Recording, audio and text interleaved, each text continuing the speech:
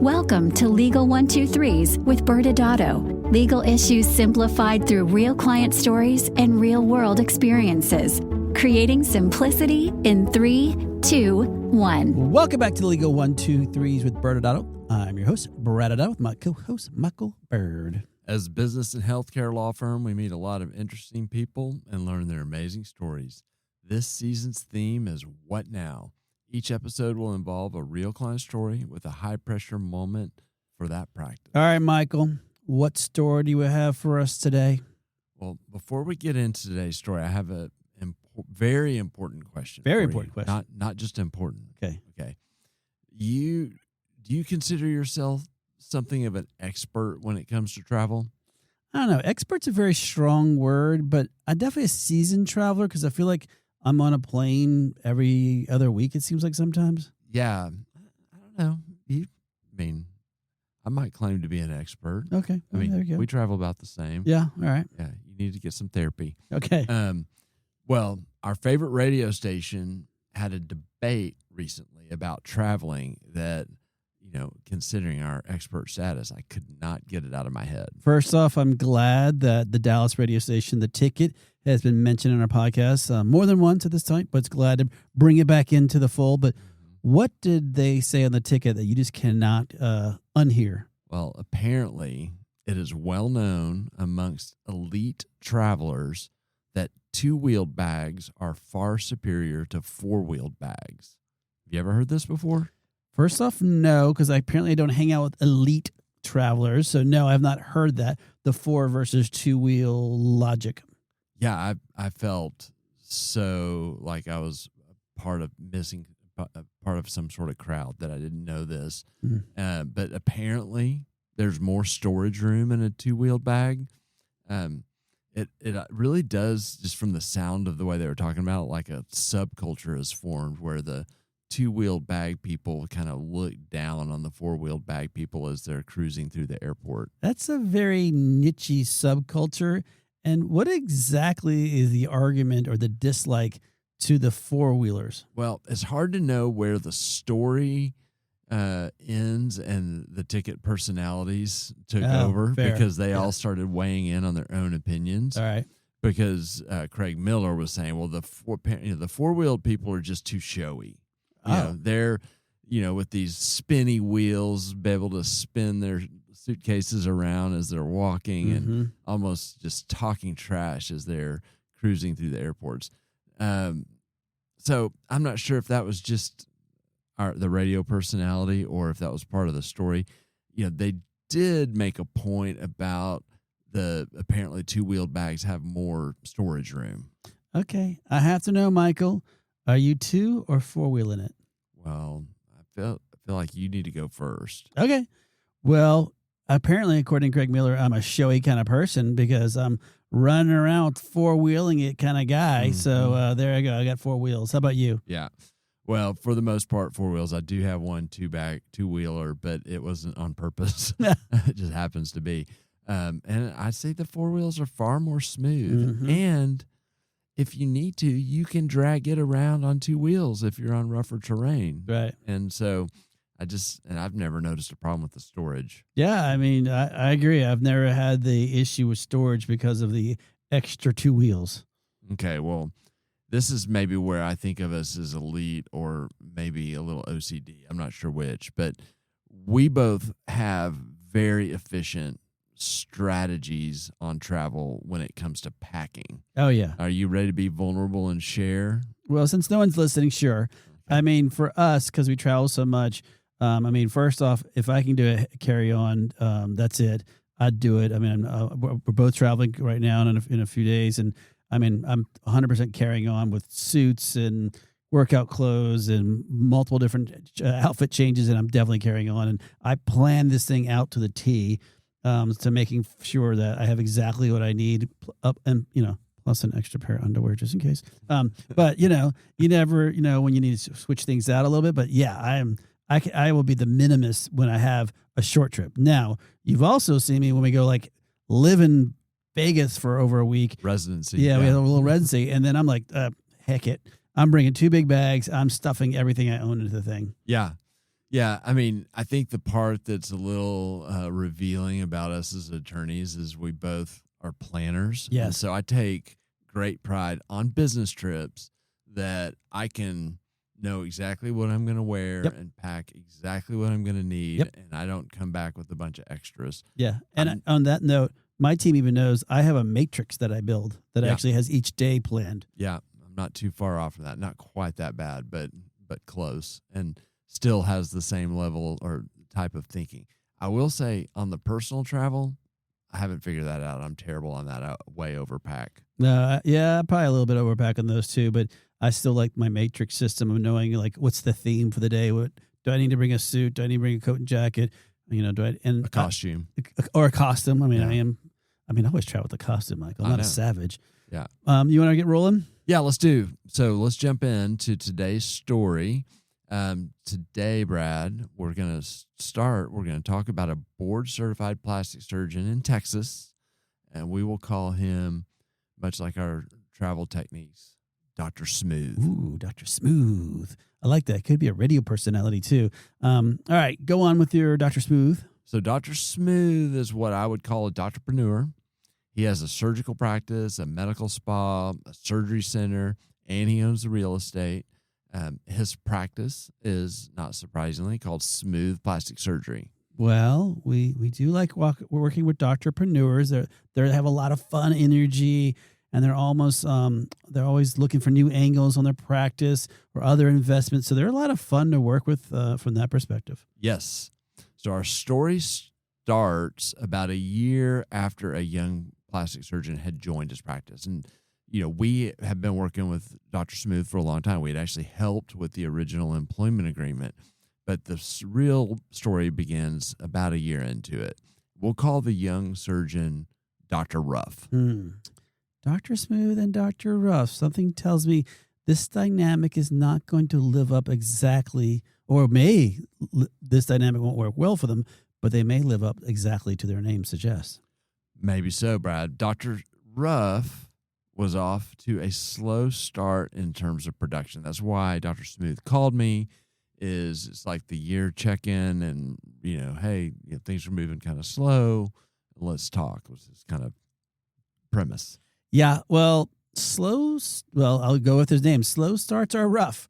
I mean, for audience members not familiar, the startup phase, this is where you're trying to figure out how to start cash flowing. It's critical for this new plastic surgeon to really get going. And the funny thing is most young successful surgeons, they learn pretty quickly. It's not just their clinical skills that they will be thinking about. It's also how are they marketing themselves, how are they putting themselves as leaders in the community or brand builders.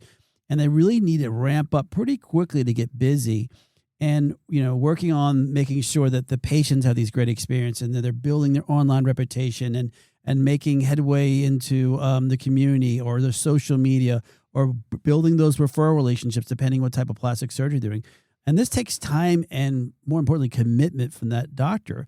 So it could take 12 to 18 months before they really start seeing the fruits of their labor here. Yeah, and for an elective practice, just the art of not, you can see a consult determine what they need, but being able to convert those into surgical candidates and have the potential patient gather trust in you to hire you to do it is a training process. Yeah, totally agree. So, the additional problem that Dr. Smooth shared with me was that there was a lot of friction between Dr. Ruff and the staff at Smooth Plastic Surgery.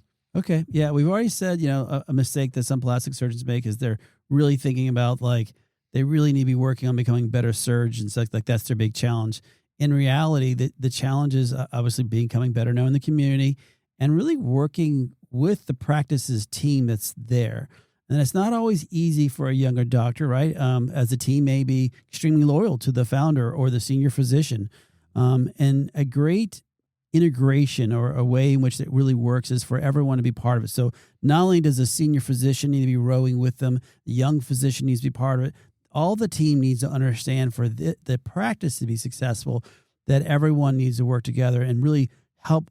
What do they need to do to bridge this new relationship and adding this new doctor to the team? It's a great point. I mean, often when we have this conversation, it turns out that the staff is really just loyal to the senior doc, and that's really the friction is they don't want to, have their lives interrupted by working with the new person, or they just, if they're pulled both ways, they're going to always go to what the senior doctor wants.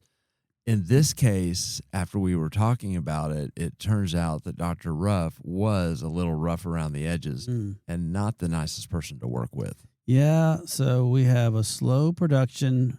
He's rough culturally and not so smooth.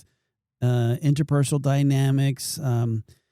What did you discuss with how did you help Dr. Smooth through this? I think for the most part, he wanted some direction. He wanted us to talk through, of course, legal risk. What does the contract say from an expectations? But really, he wanted to help solving this. And so we talked about the need to engage in the hard conversation, to coach Dr. Ruff on how to work well with the team, and to give him direct feedback on what needed to change so that it would give him a real chance to make the changes that were needed. This is kind of awkward for me to say out loud, but that really sounds like good advice. Are you sure Dr. Smooth didn't say that to you and you say, I think it's a good idea, Doc? No, but don't answer that. Don't answer that. It's surprising to hear all that from you, but knowing that it may be good advice, how did it go? All I heard was that sounded like good advice. I don't remember saying that. I blacked out there for a little bit. Well, so we implemented a series of calls over the next 3 months where Dr. Smooth and I would catch up. We would talk strategically about kind of how to coach things, how to turn things around internally with the team and financially at the practice for Dr. Ruff. And so, he was doing his part as well by meeting consistently with Dr. Ruff to kind of lean in and see if he could, give Dr. Ruff the opportunity to turn things around himself. I mean, had a plan, sticking with it, really trying to work with Dr. Ruff. These are all really good ways in which to from a strategic perspective and taking a step back and taking all emotions out. I mean, I like this so far. So was Dr. Ruff able to really turn things around? Well, we went through those meetings, and one of the things that we talked about was that, Dr. Smooth couldn't force Dr. Ruff to become successful. I mean, and you and I have been through that. We know that ultimately, Dr. Ruff's a professional. Yeah. Dr. Ruff, if he's truly going to become successful, is going to have to take that ownership and do it. And so Dr. Smooth, after this kind of coaching sessions and meetings, really wanted to give Dr. Ruff space to figure it out and implement, to build the relationships with the internal staff and to really build his practice. And so Dr. Smooth and I had many conversations during that time on other stuff, but we did not talk about Dr. Ruff at all for almost 9 months. Wow. 9 months is a long time. Sometimes it feels like that might be ignorance is bliss, but that's not always the case. Was there another call that prompted this after the 9 months? Yes, Brad. So now we're at the 2-year anniversary of Dr. Ruff joining the practice, which was significant because Dr. Ruff and Dr. Smooth had agreed in this original employment agreement that the intention was to start partnership discussions at the 2-year mark. Yeah, and I'd say this, audience members, that it's not that uncommon for you to see in a plastic surgeon or a doctor's agreement, some smaller, closely held businesses, where after a 2-year mark, that's when the conversations start, that the doctors can start talking about the ability to become an owner. And sometimes that's all it is. Some are more robust that actually talk about how they'll value it, how many units they can buy, what's that process to vest. And sometimes it's just, it's a non-binding kind of concept, is that we're going to discuss it, but that doesn't mean you're getting anything. And we're not really setting anything in stone as it works that way. So what would happen from there, Michael? Yeah, I mean, I want to add to that, Brad, too, because this is really tricky, and we get asked about this a lot. And there's not a uniform how do you deal with future partnership way in these employment agreements. And it's like, you flip a coin. Some of them say nothing about it. And so you're trying to, you may have a vision as both the young doctor and the senior doctor for someone to be an owner, yet you're really making commitments to each other for 2 years, and you create some risk that now you're going to have to solve something brand new down the line. Mm-hmm. And then to your point, sometimes it will be super specific and really outline it. And, the thought there is that you're creating really firm expectations so that things are smooth 2 years out. The problem is that things change in 2 years, and then, people, want to renegotiate anyway. Yeah, and I'll add one more thing to that. We've seen it go both ways, where the physician didn't join because their expectations were so off that when the 2 year mark finally came, the senior doctor said, "Well, you can buy in for $10 million," and the junior doc's like, "I'm buying in for $200,000." Like, it's so far off. Or we see it the other way, where they build it all out and super complex, and when it finally gets there, no one knows really how to buy in at that point because they're all worried that it's too expensive, whatever. So again, there's a good medium somewhere in there, but it's, to your point, is like, it's not always the same. Every single buy-in is gonna be a little bit different. Yeah, and I'd say, even to add on to that the super built out version oftentimes scares the young doctors off at the employment phase, because they're like fresh out of practice and looking at all these big numbers and commitments, and so the sweet spot's kind of what you described. Like, let's just describe a timeline of what our intention is. Yeah. And that's what was done here. And so when I spoke with Dr. Smooth, unfortunately, Brad, things had actually gotten worse internally. Yeah. One nurse had even recently quit because of Dr. Ruff. Oh, man. I mean, we've talked about this in other episodes, but losing staff is tough, and that becomes a real cost. And then, depending on how likable this nurse was, or not likable even, it still could be a morale issue that this person left, and it's an expense both on the team and as far as the impact it has on the culture, but then the expense of having now to find someone to replace them. To make matters worse, financially, things were even slower than before, which, Brad, I don't know if you knew this, but that's not the way you want it to go. And this is fascinating. Keep going. Yes. I'm learning every time you talk. It's amazing. Yes. Thank you. Mm-hmm. I like that. Yeah. In fact, Dr. Ruff was actually losing money for the practice at this point. So 2 year mark, which is supposed to be the trigger of him coming in as an owner, or discussions about becoming owner. But it's actually triggering a completely different conversation, because it sounds like a lot of bad things are surrounding Dr. Ruff. Exactly. So this is our conversation, Brad. We shifted to, what does the contract say about termination and strategy to let Dr. Ruff go? And the contract had a 90-day termination provision. Okay. An audience member is not as familiar with contracts. Typically in a employment contract, especially for physicians, you'll see some provision in there that talks about termination with or without cause. And so you just mentioned without cause, termination is, and that could be 15 days, 30 days, 60 days, 90, 120 days. So there's some reasons why people have that, and understanding that typically if there's a termination clause, it's going to go both ways, meaning that if it's without cause, meaning that, hey, we're agreeing not to get along, it's not working, but we're not going to terminate you for cause, which I'll talk about in a second. But here's your 90-day window that I plan to stay and continue to work here, and you'll continue to pay me, but I'll stay for that 90 days, and vice versa. Like, hey, it's not working out for us. You, the doctor, you can stay here for another 90 days, and we'll continue to pay you through that 90 days. But at the end of the day, after 90 days, you're out of here. Or there's the for cause termination, which there's a whole bunch of triggers. Sometimes you're a bad boy, or sometimes a bad girl, or you breached certain portions of the contract, or you lost something. You lost your license, you lost your DEA license, you lost the ability to be on staff somewhere, you lost your life, you lost or your ability to practice because of some disability. So those are basically kind of the four causes. Like, something happened to trigger that, and those tend to be a little bit nastier, especially if it's a bad boy or breach of contract situation. Where the without cause tends to be, it's just not working, or I'm ready to move on, and here's my notice.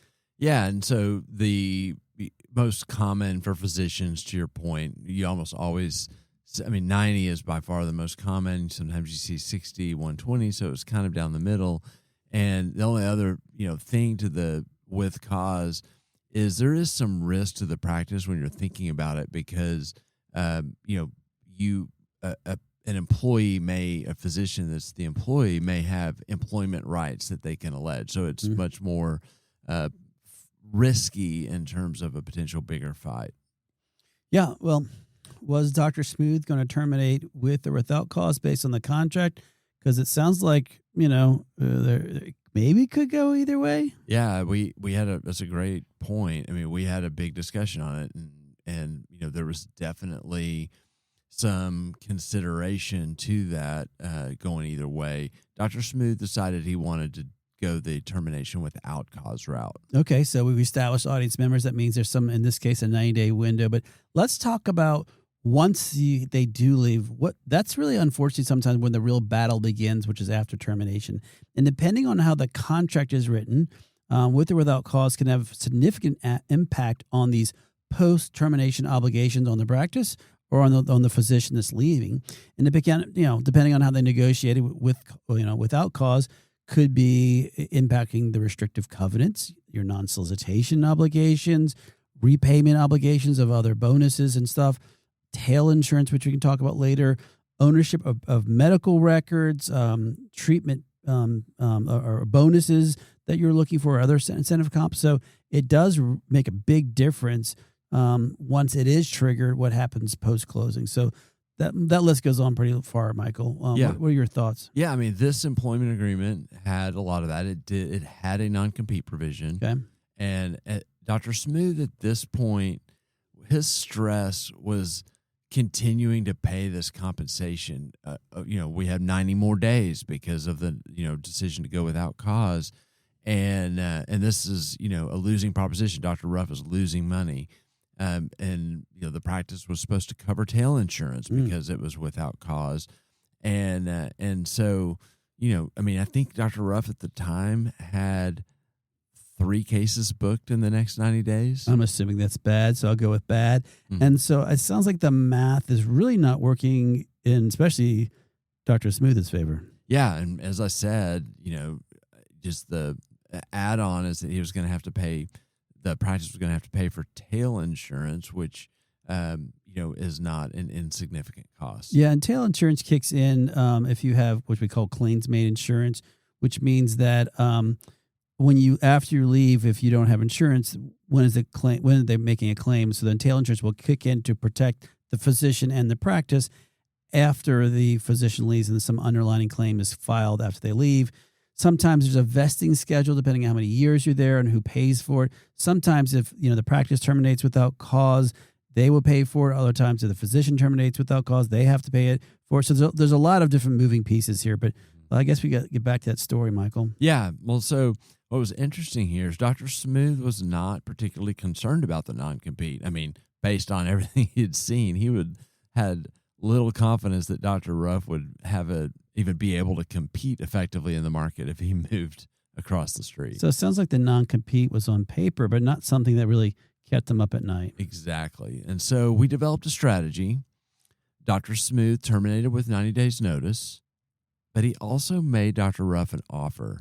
He proposed that he would release Dr. Ruff from the non-compete if they could mutually agree to terminate the contract immediately, and Dr. Ruff would pay for his own tail insurance. That's actually a very clever trade. You're giving something which he didn't really value the non-compete in exchange for a clean and fast exit, saving the 90 days of salaries and the cost of the tail insurance.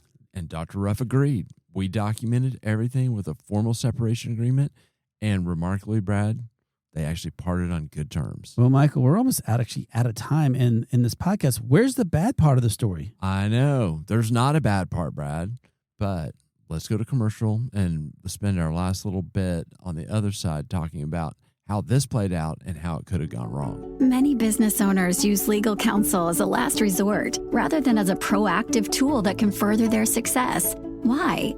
For most, it's the fear of unknown legal costs. ByrdAdatto's Access Plus program makes it possible for you to get the ongoing legal assistance you need for one predictable monthly fee. That gives you unlimited phone and email access to the legal team, so you can receive feedback on legal concerns as they arise. Access Plus, a smarter, simpler way to access legal services. Find out more. Visit ByrdAdatto.com today. Welcome back to Legal 123s with ByrdAdatto. I'm your host, ByrdAdatto, with my co-host, Michael Byrd. Now, Michael, this season our theme is What Now? And today's story really got us into the real-world example of physicians parting ways. Dr. Smooth navigating it thoroughly, and we had some advice at the end. But listeners, instead of recapping the story, I think, Michael, we should just jump right into it. Was Dr. Smooth acting like a pirate, Navy SEAL, or cruise director? Brad, he was acting like a Navy SEAL. So remember, the Navy SEAL, they have a team. So Dr. Smooth was a year out starting to talk with me to get legal advice and to get strategy, and he wasn't isolating in what these issues were. And he was working to try to fix it actively with Dr. Ruff. And, by the way, working with the staff to try to help set him up for success. Yep.